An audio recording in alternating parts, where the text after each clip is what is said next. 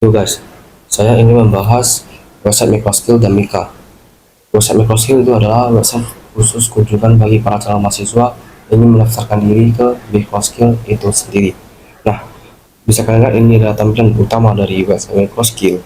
Nah, bisa kalian scroll ke bawah, ini ada cari program studi. Nah, cari program studi ini bisa kalian cari fakultas ataupun prodi-prodi yang kalian inginkan. Jika bertemu langsung kalian daftarkan ke Microskill. Nah, ini ada scroll bawah lagi ketemu infografis Universitas Microskill-nya, dan ini ada video tour ya guys ya, video tour Universitas Microskill semacam perkenalan gitu lah ya. Dan scroll ke bawah lagi, ini ada berita dan event ya guys ya, berita-berita dari Microskill maupun event dari Microskill itu sendiri. Nah, jika kalian scroll ke atas ada pusat bantuan juga, ada search tool dan garis 3 nih guys ya, kalian bisa mencari informasi tambahan dari Microskill itu sendiri guys. Yo guys, sekarang gua lagi ada di tampilan ya, tampilan dari Mika guys ya. Ini adalah tampilan awal dari Mika guys ya. Ini ada nama saya dan foto saya nih ya. Dan ini ada jadwal perkuliahan saya. Dan kalau bisa scroll ke bawah lagi, kita akan melihat dari absensi guys. Ini absensi nih, 100% semua karena saya sudah menghadiri semua mata kuliah guys ya. Nah, ini ada berita terbaru dari Microskill. Kalian harus up to date guys ya, mau tahu ada info penting yang harus kalian ikuti. Kalian bisa langsung cek di berita dari Mika guys ya. Di sini juga ada lapor kendala. Nah, lapor kendala ini bagus banget ya guys ya, karena ini membantu mahasiswa banget. Kalau misalnya mengalami bug ataupun kendala lainnya di website, bisa langsung kalian laporkan di lapor kendala. Oke, dan ini ada garis 3. Garis 3 ini ya ibaratnya seperti fitur-fitur yang apa ya, fitur-fitur yang membantu mahasiswa banget ya guys ya. Gak mungkin saya jelasin satu-satu. Jika kalian ingin mengetahui info lebih lanjut ya guys ya, daftarkan diri ke Microskill guys. Ya, website Microskill ini terbuka untuk akses publik, terutama untuk proses pendaftaran mahasiswa yang baru. Jadi, pada proses ini biasanya calon mahasiswa itu diminta memasukkan alamat email sebagai langkah awal. Nah, setelah itu Microskill akan mengirimkan email verifikasi dan memastikan bahwa email tersebut valid dan memang dimiliki oleh user yang sah. Mungkin ini sudah ditutup ya, jadi nggak bisa dibuka. Nah, selanjutnya pada sistem Mika ini hanya dapat diakses oleh pengguna internal saja, yaitu mahasiswa dan juga dosen. Nah, pada proses login Mika ini, user diminta untuk memilih role mereka masing-masing, apakah mereka itu mahasiswa ataupun dosen. Setelah itu, mereka akan diminta memasukkan username dan juga password yang telah terdaftar.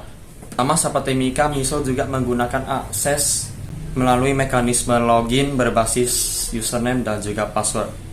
Kalau membahas tentang privasi dan keamanan dari universitas websitenya Microskill, nah mereka bagaimana menyediakan pusat bantuan yang ada di website tersebut, di mana jika kamu mendapatkan sebuah masalah, terutama di bagian privasi dan keamanan. Nah, untuk Mika website tersebut ini hanya beberapa orang yang bisa mengakses websitenya tersebut, dikarenakan butuh berupa username dan passwordnya yang dia harus diberikan dari pihak Microskill. Biasanya untuk staff, mahasiswa dan juga dosen saja yang bisa mengakses Mika Microskill seperti itu. Nah, kenapa Mika Microskill ini sangat ketat? Nah, mungkin sekitar waktu 10-15 menit jika kamu lupa untuk men-sign out kembali, nah otomatis akan di-sign out oleh sistemnya tersebut, sehingga untuk data-data pribadi seperti KTP, KK itu pun dapat terjaga dengan ketat. Kita tidak pernah tahu orang-orang yang tidak bertanggung jawab seperti itu dapat mengakses akun-akun kita yang ada di dalam seperti itu. Di dalam website Microskill terdapat ada infografis tentang Microskill. Dan yang kedua tentang website Mika. Kita awal masuk tentang website Mika, terdapat yang namanya login antara kita mahasiswa atau dosen. Kita contohkan sebagai mahasiswa. Kita akan menginput username dan password. Ketika kita login, terdapat yang muncul yang namanya dashboard. Di situ terdapat jadwal perkuliahan, jadwal pengganti, dan jadwal reguler, serta yang lain-lainnya. Dan di situ terdapat juga profil, di mana itu tentang data-data pribadi kita seperti nama, NIM, nomor handphone, alamat, tempat tanggal lahir, jenis kelamin, email, dan lain-lainnya. Nah, kita akan lanjut membahas mengenai jaringan. Di sini kita akan membahas mengenai bagaimana keterkaitan antar fitur dan halaman situs dari sistem informasi. Nah, kita akan membahas website Mika terlebih dahulu. Di website Mika terdapat dua opsi login, yaitu sebagai mahasiswa dan sebagai dosen atau pegawai. Jika kita memilih salah satu, kita akan disuruh untuk menginput username dan password akun kita. Kita akan diarahkan ke dashboard kita. Lalu, jika kita mengklik fitur pada atas pojok kanan, terdapat data mahasiswa kita, lalu ada fitur lapor kendala, yaitu untuk melaporkan kendala melalui forum. Lalu ada fitur pribadi, yaitu untuk mengakses data pribadi kita yang lebih lengkap, histori akademis, dan keuangan perkuliahan. Lalu ada fitur absensi. Lalu terdapat fitur kartu rencana studi. Lalu terdapat fitur polling, yaitu kita dapat melihat polling yang harus kita ikuti.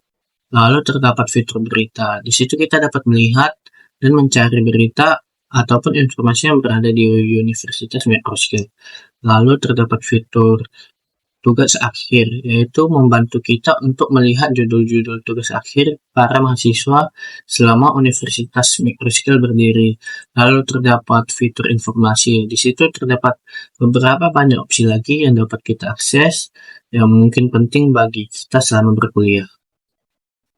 Lalu kita akan membahas website Microskill. Di sana terdapat fitur pusat bantuan yang akan mengarahkan kita kepada halaman pusat bantuan. Lalu terdapat fitur tentang, di sana kita dapat melihat sejarah, visi misi, dan lain-lain mengenai Microskill. Lalu terdapat fitur akademik. Di sana kita dapat melihat informasi mengenai program studi. Lalu di sana terdapat fitur alumni. Di sana kita dapat melihat informasi mengenai alumni Microskill. Lalu terdapat fitur karir. Di sana kita dapat melihat dan mencari lowongan kerja yang ditawarkan dan direkomendasikan oleh kampus. Lalu di samping kanannya terdapat fitur pencarian.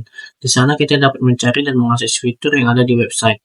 Lalu jika kita kembali ke halaman beranda, ke halaman utama, jika kita scroll lagi ke bawah, di situ terdapat informasi kontak mengenai Universitas Microskill.